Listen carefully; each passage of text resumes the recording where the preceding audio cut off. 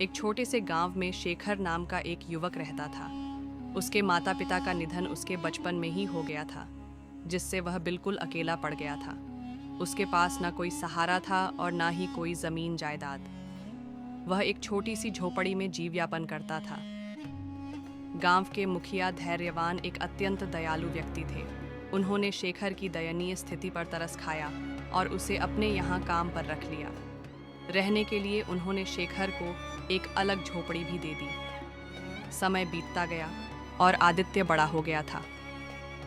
वह आज भी मुखिया के यहाँ ही काम करता था और मुखिया को उस पर बहुत विश्वास था। एक दिन मुखिया ने शेखर से कहा, शेखर, अब तुम शादी क्यों नहीं कर लेते? तुम्हारी उम्र हो गई है। जब तुम्हारी पत्नी आएगी तो वह तुम्हारा आधा काम संभाल लेगी, घर संभालेगी और तुम्हारे खाने पीने का भी इंतजाम हो जाएगा। मेरी भी अब उम्र हो चली है। पता नहीं कब भगवान का बुलावा आ जाए। मैं चाहता हूं कि तुम्हारी शादी मेरे सामने हो जाए ताकि मैं तुम्हारे लिए निश्चिंत हो सकूं। अरे मुखिया जी, ऐसी बातें क्यों करते हैं? आपको मेरी उम्र भी लग जाए। आपके सिवा मेरा और कौन है यहाँ? बचपन से लेकर आज तक आपने ही मुझे माता पिता दोनों का प्यार दिया है। आपका यह उपकार मैं कभी नहीं चुका सकता। उपकार की बातें छोड़ो शेखर, बताओ शादी करोगे? लड़की मैं ही देखूं या तुमने किसी को पसंद कर रखा है? नहीं मुखिया जी, मेरी नजर में कोई लड़की नहीं है। आपको जैसा ठीक लगे आप वहीं कीजिए। मुझे आप पर पूरा भरोसा है। आप जो भी निर्णय लेंगे वह उचित होगा और मेरे भले के लिए ही होगा।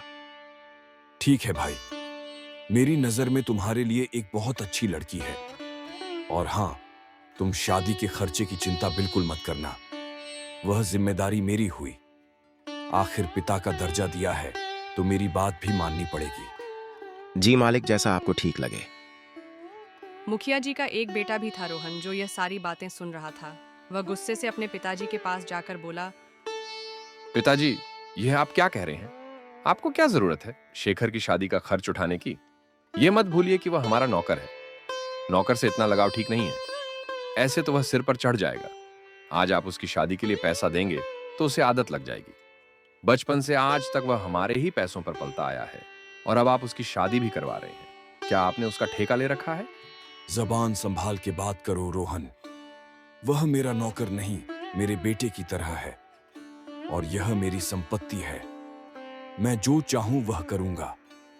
तुम मुझे मत सिखाओ कि मुझे क्या करना चाहिए और क्या नहीं। और यह मत भूलो कि मैं तुम्हारा बाप हूं। पिताजी, आप ठीक नहीं कर रहे हैं। मैं आपका बेटा हूं, वह फर्टीचर शेखर नहीं। आप मेरी तुलना उसके साथ कर रहे हैं। मेरे सामने उसकी क्या औकात है? सारे गरीब लोग ऐसे ही होते हैं। एक दिन आपको पता चल जाएगा कि अपना कौन है और पराया कौन। अपने और पराये की बात तो तुम करो ही मत। मुझे अच्छे से पता है कौन अपना है और कौन पराया। पहले जब मैं बहुत बीमार था तब कहां गया था तुम्हारा अपनापन? तब शेखर ने मेरी कितनी सेवा की। दिन रात मेरी सेवा में लगा रहा। आज मैं जिंदा हूं तो सिर्फ उसकी वजह से। तुमने तो मेरी एक बार भी खबर नहीं ली। तुम अपने नशे में धुत पड़े रहते थे और यहां आकर मुझे अपने पराये का भाषण दे रहे हो। चले जाओ यहां से। लगता है उसने आप पर कोई जादू टोना कर दिया है, इसलिए आप अपने बेटे से ज्यादा उस 2 कौड़ी के नौकर की तरफदारी कर रहे हो। और आपकी उम्र भी तो हो चली है। आपकी उम्र में आदमी शटिया जाता है। अभी एक काम करो, सारा हिसाब किताब मुझे दे दो, नहीं तो आप इसी तरह से सब पैसे लुटा दोगे और मेरे पास कुछ भी नहीं बचेगा। जब तक मैं जिंदा हूं तब तक तुम्हारे हाथ कुछ नहीं आने वाला। तुम्हारे हाथ में हिसाब किताब देकर मुझे अपना नाम खराब नहीं करना है। मैंने पैसे बहुत मेहनत से कमाए हैं। समाज में मेरी बहुत इज्जत है और तुम मेरी इज्जत मिट्टी में मिलाना चाहते हो। अगर तुम्हें हिसाब किताब चाहिए तो उस लायक बनकर आओ, फिर बात करेंगे। रोहन गुस्से से वहां से चला जाता है।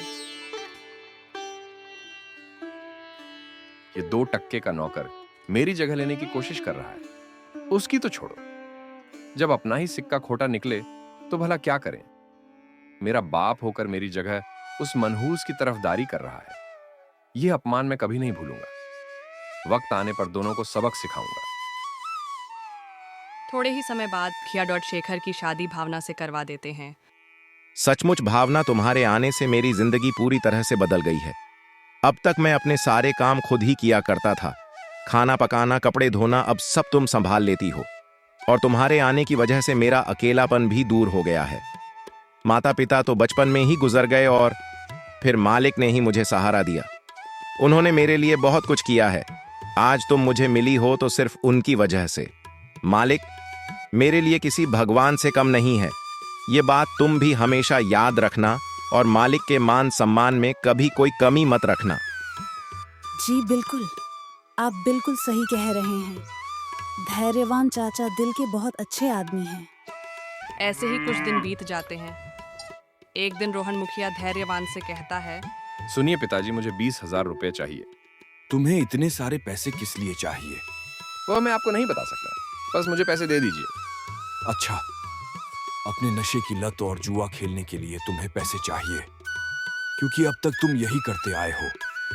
रोहन, अभी भी वक्त है, सुधर जाओ। यह सब गंदी आदतें छोड़ दो। इसमें कुछ नहीं रखा, सिर्फ बर्बादी ही होगी।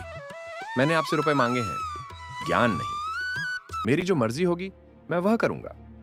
आखिर ये सब पैसे मेरे ही तो हैं। मैं ही आपकी संपत्ति का अकेला वारिस हूं। मेरा जहां मन करेगा मैं वहां खर्च करूंगा। आप अपनी सलाह अपने पास ही रखिए और मुझे बस पैसे दे दीजिए। बदतमीज अपने पिता से कैसे बात करते हैं? तुम्हें इसकी भी तमीज नहीं रही। तुम दिन ब दिन बिगड़ते होते जा रहे हो। अगर किसी अच्छे काम के लिए मांगते तो मैं तुम्हें पैसे दे भी देता, लेकिन अब मैं तुझे एक फूटी कौड़ी भी नहीं दूंगा। निकल जा मेरी नजरों के सामने से। तुम्हें देने के लिए मेरे पास एक पैसा भी नहीं है। वाह, मेरे लिए तुम्हारे पास पैसे नहीं है और उस फटीचर की शादी पर उड़ाने के लिए तुम्हारे पास बहुत पैसे हैं। ये आप बिल्कुल भी ठीक नहीं कर रहे। एक बार और सोच लीजिए, नहीं तो अच्छा नहीं होगा। बदतमीज अपने बाप को धमकी देता है। और कौन से पैसे तुमने आज तक कभी फूटी कौड़ी नहीं कमाई। बचपन से लेकर आज तक मैंने तुम्हें किसी बात की कोई कमी नहीं होने दी। बहुत लाड प्यार से तुम्हें पाला। शायद यही मेरी गलती है, जिसकी सजा आज मुझे मिल रही है। निकल जा यहां से। रोहन गुस्से से चला जाता है। शेखर मुखिया जी को परेशान देखकर पूछता है, क्या हुआ मालिक? आप बहुत परेशान लग रहे हो। क्या बताऊं, रोहन ने मुझे बहुत परेशान कर रखा है। दिन ब दिन वह बिगड़ता जा रहा है। मुझे उसकी बहुत चिंता हो रही है। वह सही और गलत का फर्क भूल गया है। पता नहीं इस लड़के का क्या होगा। मालिक, आप ज्यादा परेशान ना हो, सब ठीक हो जाएगा। आप छोटे मालिक से प्यार से बात करके उन्हें समझा दीजिए, वह समझ जाएंगे। वह दिल के बुरे नहीं है। नहीं शेखर बेटे, तुम नहीं जानते। अब बात हाथ से निकल चुकी है। वो बातों से मानने वाला नहीं है। उसके लिए मुझे कोई कठोर कदम उठाना पड़ेगा। इधर रोहन बहुत गुस्से में होता है और सोचता है, मैं भी देखता हूं मुझे पैसे कैसे नहीं मिलते। मुझे किसी भी हालत में पैसे चाहिए, इसके लिए चाहे मुझे कुछ भी करना पड़े। यहां भी घी सीधी उंगली से नहीं निकलने वाला, मुझे उंगली टेढ़ी करनी ही पड़ेगी। अगले दिन तिजोरी में से 2 लाख रुपये चोरी हो जाते हैं। मुखिया अपने सारे आदमियों से पूछताछ करता है, लेकिन उन पैसों का कोई पता नहीं चलता। तभी मुखिया का बेटा रोहन वहां आकर बोलता है, क्या बात है पिताजी, आप बहुत परेशान लग रहे हो। छोटे मालिक की तिजोरी से 2 लाख चोरी हो गए हैं। चोर का कुछ पता नहीं चल रहा। आखिर कौन पैसे निकाल सकता है? अच्छा तो ये बात है, चोर और कौन होगा? शेखर ही होगा। ये तुम क्या कह रहे हो रोहन? मुझे शेखर पर पूरा भरोसा है। वह कभी ऐसा नहीं कर सकता। उस पर भरोसा करके आपने गलती की है। वह आपके भरोसे के लायक नहीं है। चोरी उसी ने की है। उसकी तो पहले से ही हमारे पैसों पर नजर थी। आप उस पर बहुत भरोसा करते थे ना, उसको कभी कभी तिजोरी की चाबी भी देते थे। अब पता चला दिन रात आपके आगे पीछे इसी के लिए तो घूमता था वह। तभी शेखर वहां आ जाता है। क्या हुआ मालिक? आप लोग यहाँ इकट्ठे क्यों हुए हैं? इतना सब करने के बाद पूछ रहे हो कि क्या हुआ है? एक तो चोरी की है तुमने और ऊपर से हिम्मत तो देखो, इसकी मुंह उठाकर चला आया। तुम्हें शर्म नहीं आती? जिस थाली में खाते हो उसमें छेद करते हो। मालिक, ये छोटे मालिक क्या कह रहे हैं? मेरे तो कुछ समझ में नहीं आ रहा। चोरी और मैं ऐसा सपने में भी नहीं सोच सकता। ज्यादा भोले मत बनो। चोरी तुमने ही की है। सच सच बताओ वो पैसे कहाँ हैं, वरना लात मारकर तुम्हें यहां से निकाल दूंगा। तुम जैसे मक्कार को मैं अच्छी तरह से जानता हूं। पहले बड़े लोगों को अपनी चिकनी छुपड़ी बातों में फंसाते हो और उनका भरोसा जीत लेते हो, फिर जैसे ही मौका मिले हाथ साफ करके निकल जाते हो। मेरे पिताजी ने तुम्हारे लिए क्या कुछ नहीं किया। शेखर को यह सुनकर बहुत दुख पहुंचता है। बस रोहन, अब बहुत हो गया। तुम कब से शेखर को भला बुरा बोलते जा रहे हो। अब और एक शब्द भी मैं शेखर के खिलाफ नहीं सुनूंगा। मुझे शेखर पर तुमसे भी ज्यादा भरोसा है कि शेखर ऐसी हरकत कभी नहीं कर सकता। शेखर भले ही गरीब है, लेकिन उसकी नीयत, उसकी ईमानदारी और उसकी अच्छाई में वह तुमसे कहीं गुना ज्यादा अमीर है। उसकी बराबरी तुम दूर दूर तक नहीं कर सकते। आप एक मामूली नौकर के लिए अपने बेटे का अपमान कर रहे हो। ये शेखर एक नंबर का धोखेबाज है और चोर है। इसने आपकी आंखों के ऊपर पट्टी बांध रखी है, इसीलिए आप सच्चाई को देख नहीं पा रहे हैं। मैं तो कहता हूं इसके घर की तलाशी लीजिए। जरूर इसने पैसे वहीं छुपाए होंगे। बस अब बहुत हो चुका रोहन। मैं अच्छी तरह से जानता हूं कि तुम शेखर पर झूठा आरोप लगाकर उसे मुझसे दूर करना चाहते हो। मुझे तो लगता है चोरी उसने नहीं की, बल्कि मैंने तुम्हें पैसे नहीं दिए तो तुमने ही की होगी। आप मुझ पर इल्जाम लगा रहे हो अपने बेटे के बारे में। आप ऐसा सोच भी कैसे सकते हो। आपको इस नौकर पर भरोसा है और अपने बेटे पर नहीं। मुझे तुम पर बिल्कुल भी भरोसा नहीं है। अच्छा ठीक है, आपको मुझ पर भरोसा नहीं है तो आप बेशक मेरे कमरे की तलाशी लीजिए, लेकिन मेरी एक शर्त है। मेरे कमरे की तलाशी के बाद आपको शेखर के घर की भी तलाशी लेनी होगी, तभी दूध का दूध और पानी का पानी हो जाएगा। सबसे पहले रोहन के कमरे की तलाशी की जाती है, लेकिन वहां पर पैसे नहीं मिलते हैं। देखा, आप सबको नहीं मिले ना पैसे। मैं आपको कब से कह रहा हूं कि पैसे शेखर ने ही चुराए हैं। एक बार उसके घर की भी तलाशी लेनी चाहिए। फिर शेखर के घर की तलाशी ली जाती है और शेखर के घर में पैसे मिल जाते हैं। ये लीजिए, मालिक शेखर के अलमारी के नीचे रखे थे। ये देखकर शेखर को बहुत बड़ा धक्का लगता है कि आखिर उसके घर में पैसे कहां से आए। देखा पिताजी, आपसे मैं कब से कह रहा था कि पैसे शेखर ने लिए हैं, लेकिन आपने मुझ पर भरोसा नहीं किया। अब पता चला अपना कौन है और पराया कौन। नहीं मालिक, यह सच नहीं है। मैं नहीं जानता मेरे घर पर पैसे कैसे आए, लेकिन मैं ऐसा काम कभी नहीं कर सकता। मैं चोरी कभी नहीं कर सकता। मालिक, मेरा भरोसा कीजिए। चुप कर धोखेबाज। आज तुम्हारी वजह से पिताजी को कितनी ठेस पहुंची है। वह तुम पर कितना भरोसा करते थे। मुझसे भी ज्यादा तुम पर भरोसा था। तुमने उनके साथ विश्वासघात किया है। सबूत सबके सामने है कि चोरी तुमने ही की है। अब और कहने को बचा ही क्या है। पिताजी, मैं तो कहता हूं इस धोखेबाज को पुलिस के हवाले कर देते हैं। नहीं मालिक, मैंने चोरी नहीं की है। आप तो मेरे लिए भगवान समान हैं। मैं आपके घर में चोरी नहीं कर सकता। पिताजी, ऐसे लोगों को छोड़ना नहीं चाहिए। मैं अभी पुलिस को बुलाता हूं। नहीं, तुम पुलिस को नहीं बुलाओगे और चलो यहां से। लेकिन पिताजी, आप इसे ऐसे कैसे छोड़ सकते हो? इसको सजा तो मिलनी चाहिए। मैंने कहा ना, तुम नहीं बुलाओगे पुलिस। मुझे कोई शिकायत दर्ज नहीं करवानी और चलो यहां से। मुखिया जी वहां से चले जाते हैं।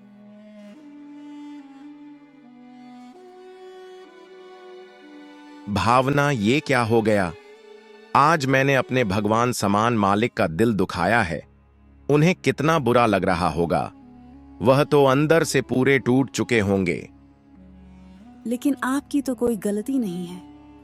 और यह पैसे हमारे घर पर कब आए, किसने रखे? ये जरूर किसी का षड्यंत्र है आपको फंसाने के लिए। वो तो मैं नहीं जानता भावना। मुझे इस वक्त मेरे मालिक की चिंता हो रही है। ना जाने वह मेरे बारे में क्या क्या सोच रहे होंगे। मुझे कैसे भी उनसे बात करनी ही होगी। मेरी बात सुनिए, अभी आपका वहां जाना ठीक नहीं होगा। आपने देखा नहीं, आपकी बात किसी ने नहीं सुनी। कोई भी आप पर भरोसा करने के लिए तैयार नहीं है। यहाँ तक कि धैर्यवान चाचा ने भी आप पर भरोसा नहीं किया। वो बिना कुछ बोले ही चले गए। मालिक की इसमें कोई गलती नहीं है। उनका दिल टूट चुका है। भले ही मैंने चोरी नहीं की है, लेकिन सबके सामने वह पैसे मिले हैं और यह साबित हुआ है कि मैं ही चोर हूं। मुझे कुछ समझ नहीं आ रहा। मालिक को कैसे समझाऊं? अभी इस वक्त आप किसी से बात मत कीजिए। कुछ दिन बीत जाने दीजिए, फिर धैर्यवान चाचा से बात करना।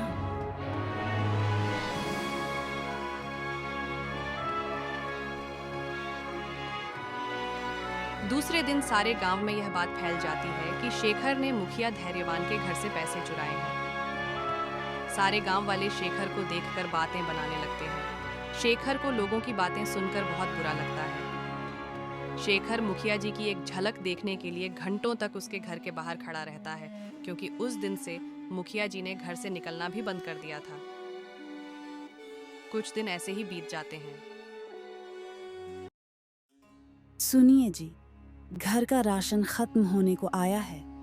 आटा बस 2 दिन का ही बचा है। आप अपने मालिक के भरोसे और कितने दिन बैठेंगे? मुझे नहीं लगता कि अब वह आपको काम पर बुलाएंगे। आप कुछ और काम देख लीजिए, नहीं तो हमारे घर का गुजारा कैसे होगा? हमें भूखे रहने की नौबत आ जाएगी। तुमने मुझे पहले क्यों नहीं बताया कि घर का राशन खत्म हो गया है? अब बता रही हो। कैसे बताती? आप दिन रात सोच में डूबे रहते हो, न ठीक से खाते हो न सोते हो। मेरी मानिए, आप उस बात को भूल जाइए और आगे बढ़िए। मैं अभी गांव में काम देख कर आता हूँ, शायद किसी के पास कोई काम मिल जाए। फिर शेखर गांव में निकल पड़ता है और एक दुकानदार से पूछता है, राम राम भैया, मैं काम की तलाश में हूँ। मुझे काम की बहुत जरूरत है। घर की हालत बहुत खराब है। क्या आपके यहाँ कोई काम मिल सकता है? आपकी बड़ी मेहरबानी होगी।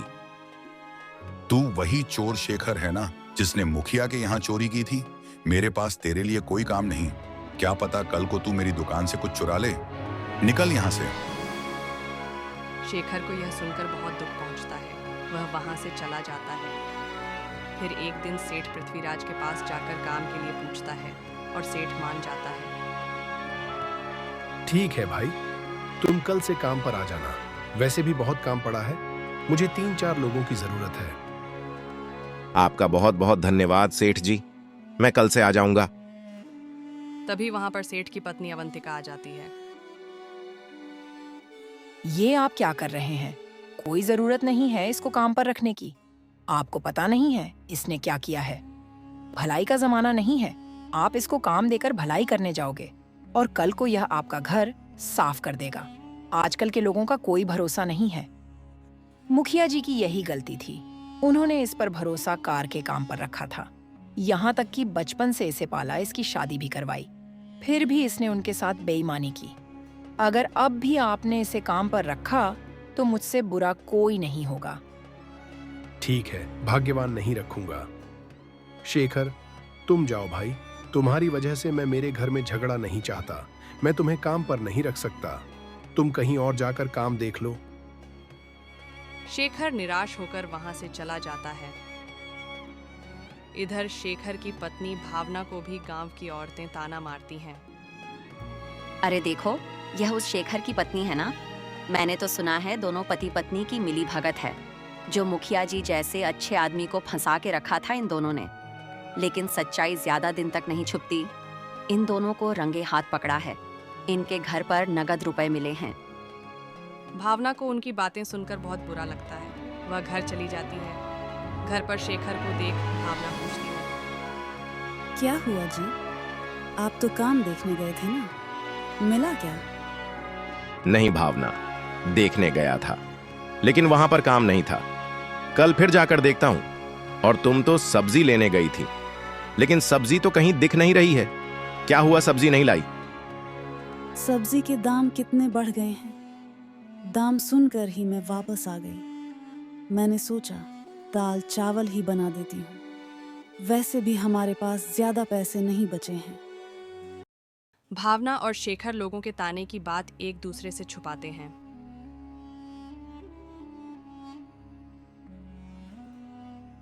फिर एक दिन शेखर के घर एक आदमी आता है। शेखर, सेठ पृथ्वीराज ने तुम्हें आज से ही काम पर बुलाया है, चलो जल्दी से। क्या सच में? भगवान तेरा लाख लाख शुक्र है, मुझे काम तो मिल गया। भावना में निकलता हूँ। ठीक है, आप जाइए। जैसे ही फुर्सत मिले खाने के लिए आ जाना। सेठ पृथ्वीराज के पास काम करने निकल पड़ता है और दिन भर मजदूरी करने के बाद सेठ पृथ्वीराज उसी दिन उसे एक दिन की अच्छी मजदूरी के पैसे भी दे देते हैं।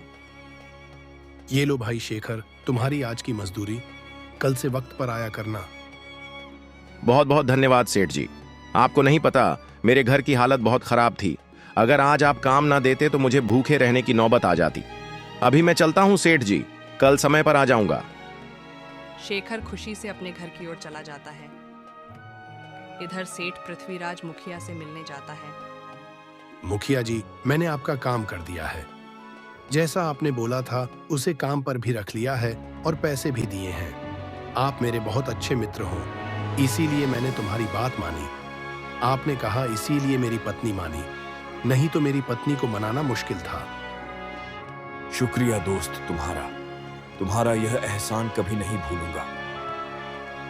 एक दिन रोहन एक आदमी से बात करता है। अच्छा तो ये बात है, उस सेठ के यहाँ शेखर को काम मिल गया। तुम एक काम करो, जैसे हमने पिताजी के कमरे से पैसे चुराए थे और शेखर के कमरे में रखे थे, वैसे ही उस सेठ के यहाँ सेठानी का हार चुरा लो और मौका मिलते ही शेखर के घर पर जाकर रख दो। मैं भी देखता हूं वह सेठ शेखर को कैसे काम पर रखता है। उस शेखर को मैं भूखे तड़प तड़प कर मरते हुए देखना चाहता हूं।